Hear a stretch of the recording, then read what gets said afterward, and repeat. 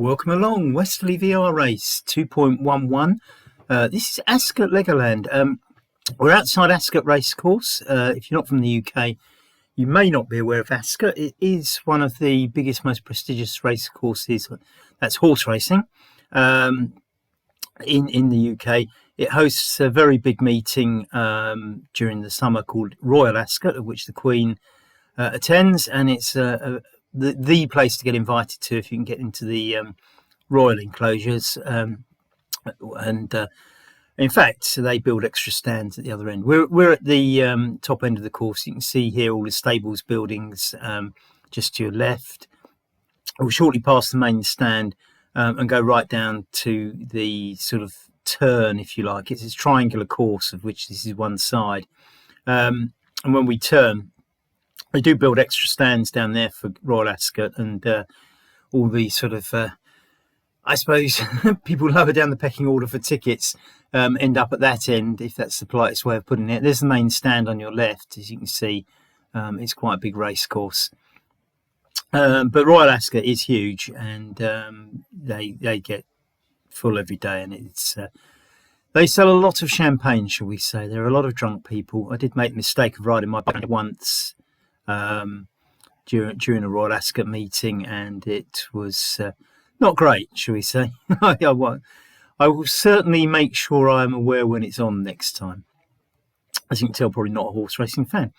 But as I say, Ascot is a very big race course. The Ascot Gold Cup, I believe, is the big race there, and it hosts both flat racing and jump racing during the winter. The flat racing in the summer, of course. This is the high street. Funny enough, I just came up the other way, and there was some guy in a Porsche driving very slowly so that everybody could admire his car. And on the way back, I found this guy in a Bentley doing exactly the same, making sure that everybody could spot him cruising along Ascot High Street in his Bentley. So things got slowed down for a little while, and there we are. I did get around him, luckily enough. I mean, he was going so slow that it was quite easy. Right, so down to the end of Ascot High Street, and as I say, for the Royal Ascot meeting, the stands would come all the way down here. You can see car parks on your left there, so we're still at the side of the race course. That's where those fences are for. But we'll hit some roundabouts in a moment, and we'll hang a left, and we'll go down another side of the race course, which is, as I say, a triangular race course. So you get two of the three sides are going to be ridden today. And in fact, there is another straight sort of kind of short course that goes off and sort of goes off at a tangent, if you like. We're about to cycle underneath that. There's a bridge over the road, and that is a straight course that sort of goes, I suppose, eastwards, and finishes in front of the main stands, which are now to our left. So here we are. This bridge is solely to carry that one straight sort of kind of sprint course over the road. In the old days, they used to close the road to let the horses go over. And in fact, that's the course that the Queen arrives in her open carriage as it does head down towards Windsor Castle, which of course is one of the royal homes. So that's, as I say, is going down the second side of Ascot. Now, in terms of racing, this is going to be a virtual race on RGT. Ascot High Street is ever so slightly downwards, so it's slightly downhill. I don't think it'll be very noticeable. That little dip there probably won't notice too much. I mean, the only reason we're particularly climbing at the moment is because the road dipped down to go under the bridge where the horses race over. So it's sort of generally flat, perhaps slightly inclining here, but nothing significant. So it should be fast and pacey over this section. I'm not expecting anything too difficult on this course generally. I mean, there are a couple of little places where I think attacks are worthwhile, but certainly not round the race course and round Winkfield where we are at the moment. Now, this road, as I say, will take us up to the end of this particular part of the race course. You can see the white fences, the railings from the horse racing track, just through the fence there. And this was filmed in February, and so obviously you can see there's no leaves on the trees, so it's you can see through to the racecourse a little bit better than you can in the summer when all those hedges start filling out with leaves. So here we are coming up towards the end of the road. I mean, the racecourse bends around and does the other side of the triangle, if you like, up that way. But we're going to go with a bit of jiggery pokery straight across these two little roundabouts and head towards Winkfield. I don't know a lot about Winkfield. I do remember actually going over to France to do one of the L'Etape du Tours, and I was staying in the hotel, and I think I was speaking at one of the dinners. One of the evenings were there, and there was a guy whose wife was the vicar of one of the Winkfield churches. So there is a cycling connection. Not sure that she still is. I think they might have moved on, but there we are. So as you can see, this is a fairly bright sunny day for February. In fact, the temperature wasn't too bad either. As we go up through these areas, there's sort of a little bit of connections to horse racing here and there. I mean, you will see the odd horse racing sort of breeder or trainer on the course. As I say, it's not necessarily horse racing territory in the way that perhaps Lambourne is down in Newbury, but it's there are bits and pieces around here. 2 race courses locally, actually. There's another one in Windsor.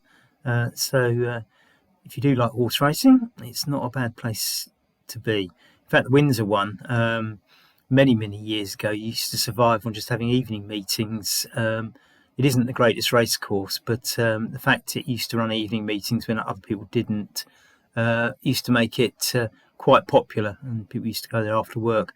I'm not sure that's such a big USP for them now, because in the modern days, betting shops and online betting is open 24 hours. So meetings like that are probably less common, less unique, I should say, than before. So as you can see, it's still fairly flat along this stretch of road, and we're going to hang a left shortly, which similarly will be fairly flat. So nothing particular. I mean, other than, if your average pace is faster than other people, then obviously I think this is going to split into groups along here. It's not.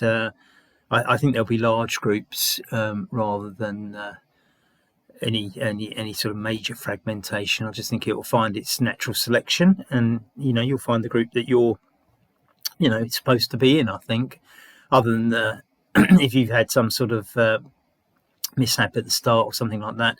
Remember always with these races, the starts are fast, and you need to be pedalling, and there are people who sometimes arrive late at the start and maybe aren't pedalling quite as hard as they should be when the proverbial gate goes up, and don't get off the line quick enough, and people are up the road. I mean, it's very difficult to catch up on these virtual races. Yes, I think there'll be instances where you're behind a group and people will drop off a group, maybe up a hill or something like that, and you can catch them. But catching a fast group at the front is nigh on impossible if you have been dropped early on the race. So make sure you get a good start in these things. And like I say, this is probably going to comfortably sit in 1 or maybe 2 groups at this stage in a sort of selection of who's fit or not. I have to say that I did this filming had to do it from memory, right, because I didn't have the route on my bike computer, and I did stop a couple of times just to check my bearings. So bear with me. I have edited out the stops, but there are a couple of places where this one does. You can see the bike slow down and speed up again. And that's just because basically I'm just checking on my phone where I am in relation to the turnings I'm expecting to have to take. Let's say this is Winkfield. It's 2 places. I think it's Winkfield and Winkfield Row. Not really sure what the distinction is. They are close to and near Bracknell, probably between Ascot and Bracknell So I'd say Bracknell is what they would call a new town, although they're not very new anymore. The sort of place that was developed heavily after World War II to rehouse people out of places like London. And towns like that grew phenomenally in that era because they were building a lot of homes, to rehouse people from big cities into these new towns.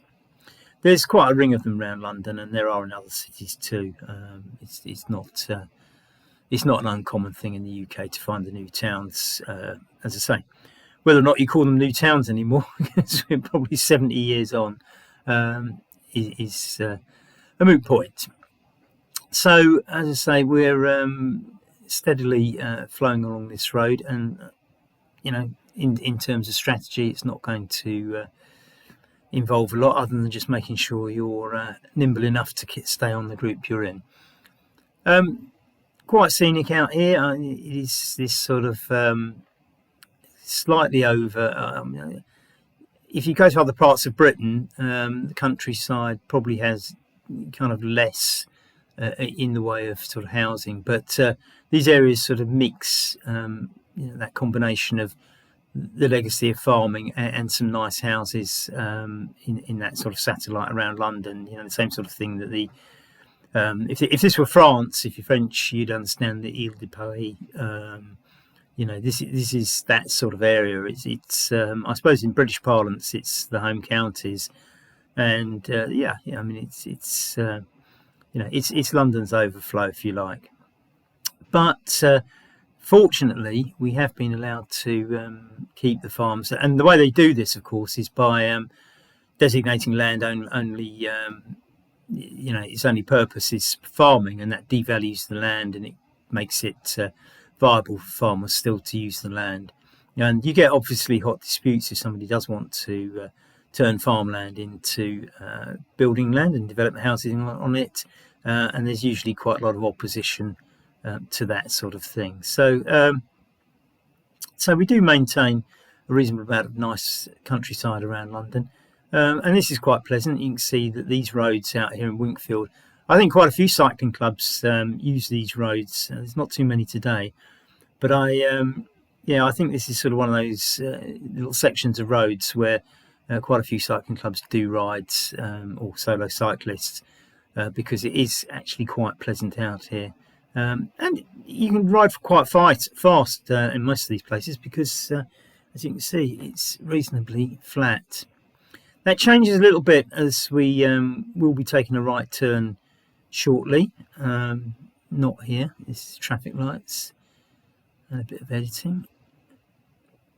There we go. And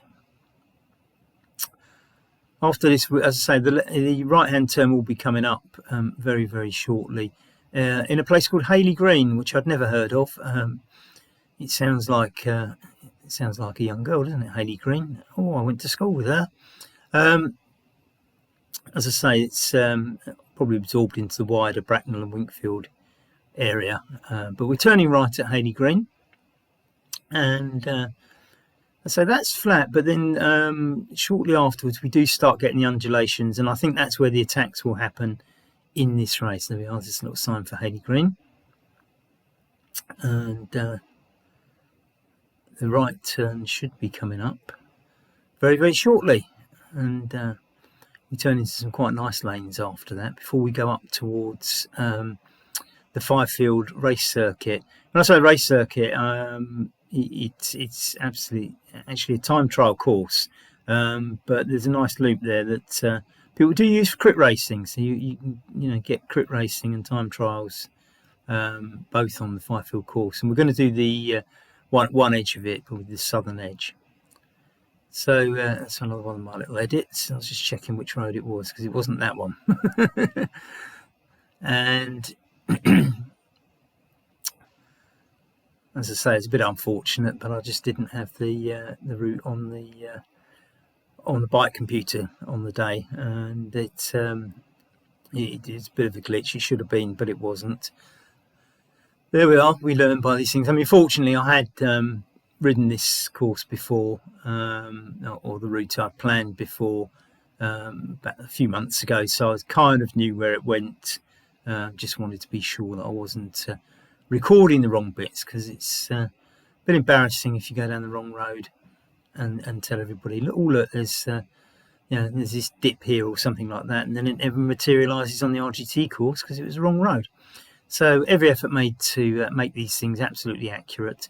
Now, these races that we run, they're not designed to be hilly, but we do like to put little lumps in just to sort of allow for attacks and split the pack, and give people the chance to make it interesting, so it's not a bunch sprint every time. And as I say, you've had it easy on this route till now. This little section through Haley Green is flat, but the next section of road, as we go across the little crossroads here, starts to undulate a little bit. So expect some changes. So, white fences on the side. I'm not sure if that's one of those horse racing sort of breeders or not, actually, but didn't catch them, but possibly. Right, so we go across here, and as I say, this is where things change a little bit. It's not going to be unduly difficult, but it is. It's not going to be quite as flat as it has been. As we go around the horse, always talk to the horse when you're going round, because horses can't see. Well, they might be able to hear you if you've got your free wheel buzzing or something like that. But horses, because of the way their eyes are, they can see forward. And if you suddenly whiz round them, they sometimes don't know you're there till they suddenly see them out of the corner of their eye and panic.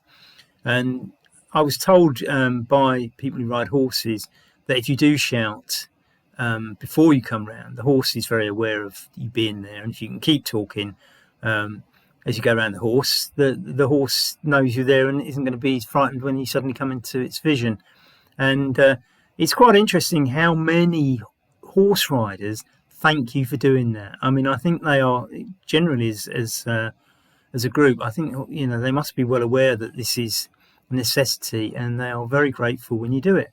Certainly in my experience, except for the first time I did it, when a young girl did panic when I shouted out there was a cyclist behind from about 30 yards. But aside from that, no, it's been very receptive. Now you can see this is suddenly starting to sort of climb a little bit, so you can start seeing the attack places come in.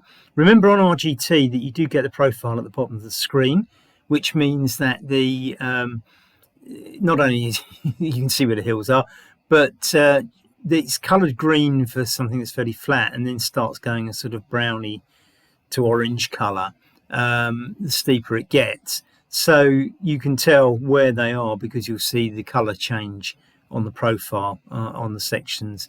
So there are a few little ramps and bits and pieces here just to ensure that there are attack places. Take a note of them because I think this will be a fast race. And sometimes even the smallest ramps at speed can throw somebody off the back. And as I repeatedly say, getting back on a group is very, very difficult on RGT at high speed.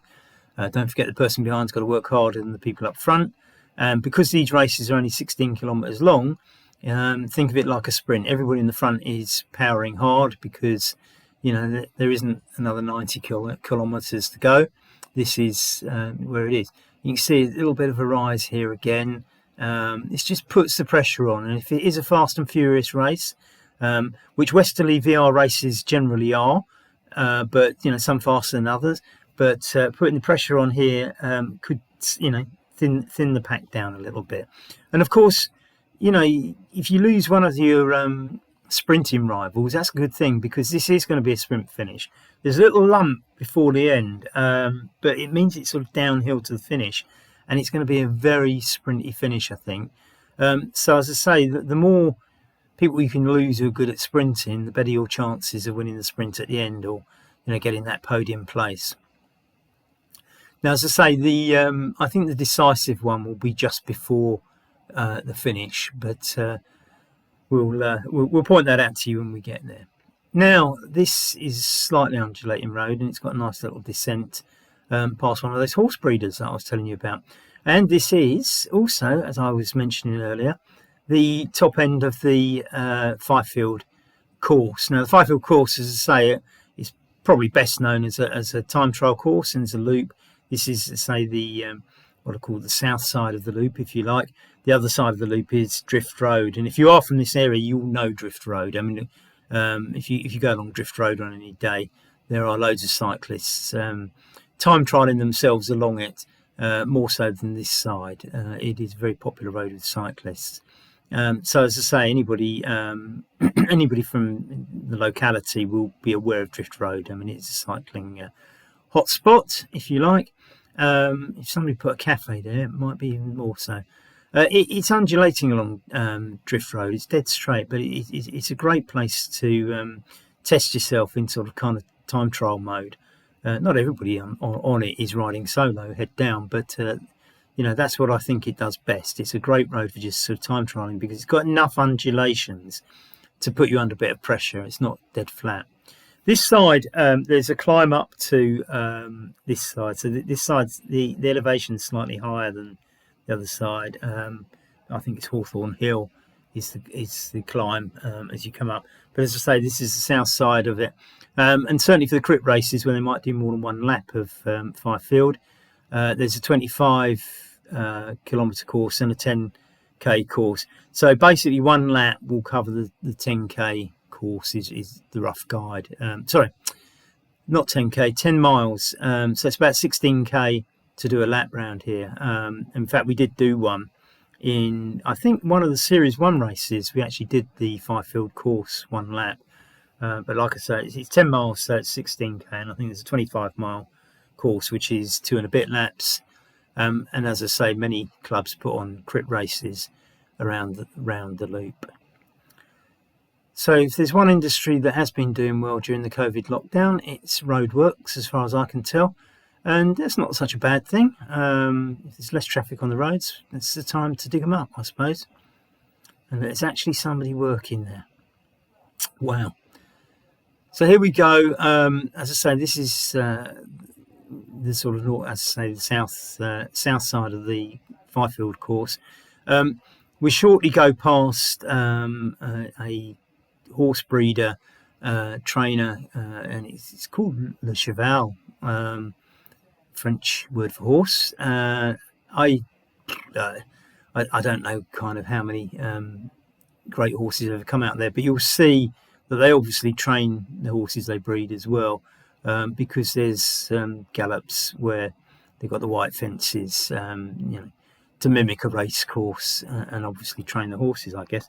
I suspect also it might not be a bad place. I don't know lots about horse racing, but I do wonder if people, foreign horses that come to the UK to race, I suspect they've got to exercise the horses somewhere, and it may well provide a facility for them to sort of, get the horses out and loosen them up a bit in the days running up to a race.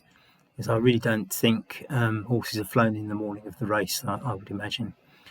As I say, I don't know a lot about horse racing. I do know that I generally lose if I bet on horses, but beyond that, I've been to the races enough times to probably understand how it works, but I really struggle to understand all the form and everything, and I couldn't look at a horse and give you any idea of how good it was. But there we are.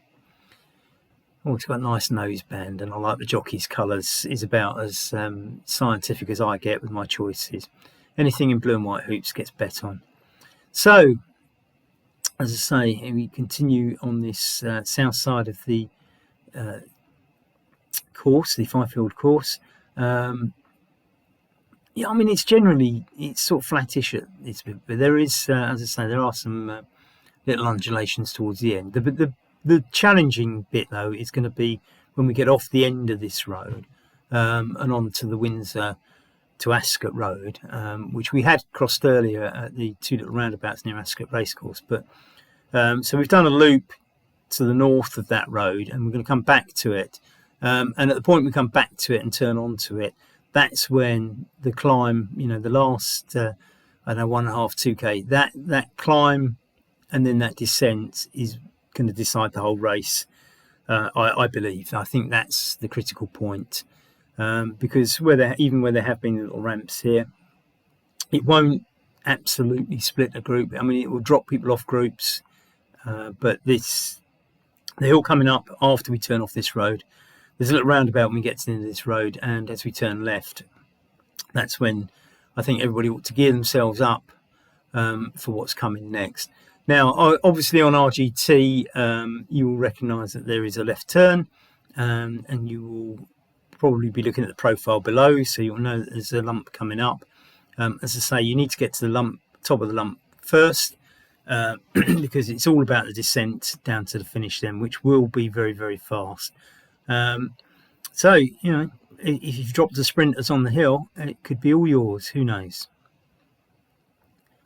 So we can get some speed up down here, and as I say, there is this descent down to the bend when we go past the sort of kind of railing, or, you know, what I call the horse racing training thing. You can see on the left there the white rails where they train the horses. So we're going down the hill now. There's a sort of kind of left-hand bend at the bottom, and then it levels out again. But this is going to be a very fast section down to this bend, and alongside the, as I say, where they train the horses. So the bit just, you can see the brown wooden fence here. You can't quite see the white rails for the mock horse racing course, but you can see how flat the grass is. That's obviously where they train them. So here we go round the bend, and this then is reasonably flat. I mean, mainly flat, I would say, up until the Windsor Bagshot Road, or the Windsor Ascot Road, should I say. So as I say, it's not overloaded with attack points. There have been a couple so far on the road after Hayley Green, perhaps, and you know, maybe the odd place along the road we've just done, but nothing special along that section, I would say. And again, this is going to look fairly flat until we get to the end of Drift Road, and just Drift Road joins this. I say the Drift Road, which is you know, well known by cyclists around here. The start of Drift Road is actually almost at the end of this road. So as we approach the roundabout at the end, we'll see Drift Road on our left, which, as I say, is the cycling hotspot. More so than this side.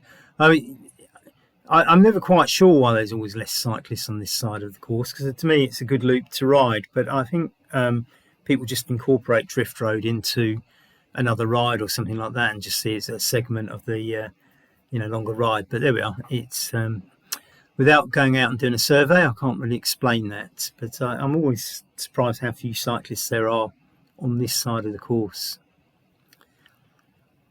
So we're heading ever closer to the end of the road, and as I say, the infamous Drift Road to our left.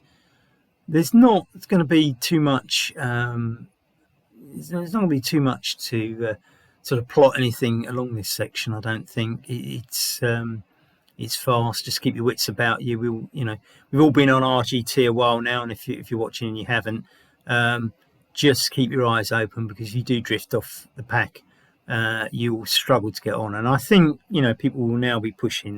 The end will be in sight, and you know, the front guys are going to make sure that they're, you know, putting the heat down and making sure that anybody's on the limit doesn't survive in order to get themselves clear. But like I say, I think if you're struggling here, then all probabilities are that you're going to struggle on the little bit of a ramp that takes us up to the lump, where we're going to have this sort of fast descent into the finish to Legoland Windsor. This is, I think there are more than one Legolands in the UK these days, but it was the original one, and in fact when they opened it, it was bad news for me, because the site was previously a leisure site. It was a safari park where you drove your car around, and there were lots of tigers and lions and giraffes and things, you know, in the wild, and you kept the windows up. And it was Windsor Safari Park, and I was quite interested in that because I used to hire it out every New Year's Eve and put on a big dance there, which was quite a slice of my annual income. I was a promoter in those days, and there's some very successful events there over the years, every New Year's Eve. And I can still remember the call from Windsor Safari Parks, I don't know, about September, October, saying, unfortunately, we've just been sold and we're closing down, and you can't run it this year. So at least they gave me some notice, but it was Legoland taking it over, which took my rather lucrative night away from me. So here we are, that's Drift Road on the left, and we're going to go left here at this roundabout, and that's when, I'm not sure immediately, but the climb that I'm on about, which I think is going to be decisive, assume it starts from this left turn. You'll see in a minute, it doesn't look like it's rising here. I think it is a little bit, but you'll see as we get in amongst the trees that there's clearly a horizon that you're cycling towards. And once you get over that brow, it's descent to the finishing line. In fact, this video is probably going to go on a little bit past the finishing line. I'll give you a shout where it is. So as I say, you can probably tell that it's rising a little bit from here. As I say, it's not. This isn't the decisive bit yet, but you can see it ahead, right? You can see the brow now. So once you're over that brow, it's sprint to the finish. As I say, it's more. It's clear now. I think it wasn't further back, but the actual sort of going upwards starts a bit further back. There's a bit of a false flat before you hit this. It's not particularly steep. I mean, it's not. If you're out for a club ride and going up one of the sort of 20% hills in the locality, you know about it. But with these things, nobody would sit there and say this is a hill.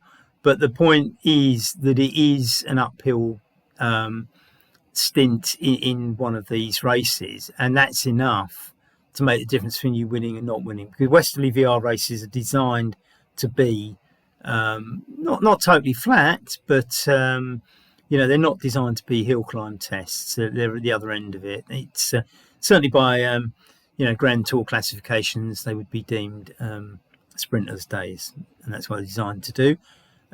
We don't split it into groups, and you're not a grade A or grade B rider. Everybody rides together. It finds its own natural level.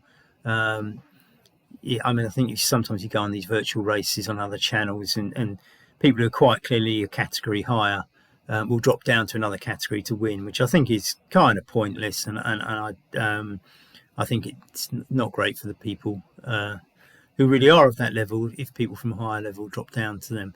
So I think the thing about these races is everybody finds themselves in a group of their natural level most of the time. So we're not far from the finish now. We are descending, and as you can probably tell, it's getting faster and faster and faster. The finishing line is around about. I'm actually going to go past the roundabout, although that's where I finished the race, and just ride into Legoland, or at least not quite into Legoland, but certainly, maybe a few hundred meters. Oh, not a few hundred meters, about 100 meters into it, just to show you how the entrance looks, if you like. It was closed at the time, and it was a COVID thing. So it slightly flattens out just before here. You can see the roundabout sign, and just beyond the white sign coming up is where the roundabout is. You can see the black and white chevrons, which is the finishing line. So slightly flat on the end, but as I say, you've had that long descent down to this sort of slightly fat bit where we are going to finish. And here it is. You can see written on the road there, Legoland. And as I say, those black and white chevrons on the roundabout represent the finishing line. So that's it. That's the finish. This is the entrance to Legoland. If one is a safari park, you used to have to go through a little booth and pay here, but they seem to have moved the point where you actually enter the park a little bit back for Legoland, and they've actually got a little hotel here, which is where I'm going to stop. I don't remember that being there when it was the safari park, but there we are. So here we are. That's where I'm going to stop. The finish was back at the roundabout. Good luck on the day. See you on the line. Bye.